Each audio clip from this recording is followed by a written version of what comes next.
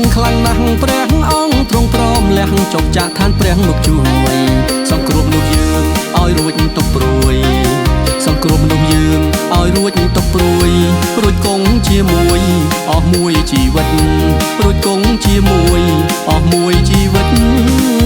ព្រះអង្គទ្រង់មានកូនគុណដល់មេមីជួយយើងរាល់គ្នារាប់យើងជានាងសុចរិនបើសិនយើងព្រមស្ម័គ្រថ្វាយដួងចិនបើសិនយើងព្រមស្ម័គ្រថ្វាយដួងចិនជាលើព្រះប៉ិនចិត្តឥតព្រួលប្រែជាលើព្រះប៉ិនចិត្តឥតព្រួលប្រែ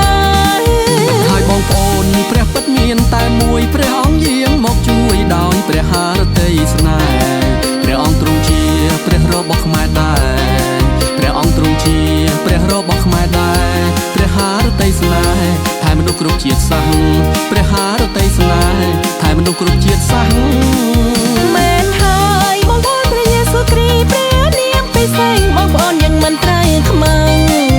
ចូលយើងនាំគ្នាចេញទៅប្រកាសចូលយើងនាំគ្នាចេញទៅប្រកាសព្រះមនុស្សក្មេងចឹងថ្វាយចិត្តជឿដល់ព្រះអង្គព្រះមនុស្សក្មេងចឹងថ្វាយចិត្តជឿដល់ព្រះអង្គ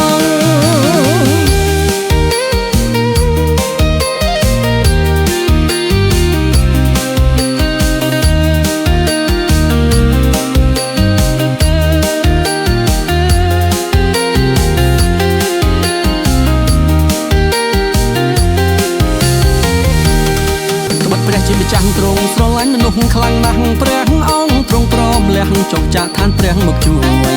សង្គ្រោះមនុស្សយើងឲ្យរួចទុកព្រួយសង្គ្រោះមនុស្សយើងឲ្យរួចទុកព្រួយរួចគង់ជាមួយអស់មួយជីវិតរួចគង់ជាមួយអស់មួយជីវិតព្រះអង្គទ្រង់មានកូនគុណដល់មេមីជួយយើងរាល់គ្នារាប់យើងជានាងសុចរិនបើសិនយើងព្រមស្ម័គ្រថ្វាយដួងចិនបើសិនយើងព្រមស្ម័គ្រថ្វាយដួងចិនជាលើព្រះប៉ិនចិត្តឥតព្រួលប្រែជាលើព្រះប៉ិនចិត្តឥតព្រួលប្រែ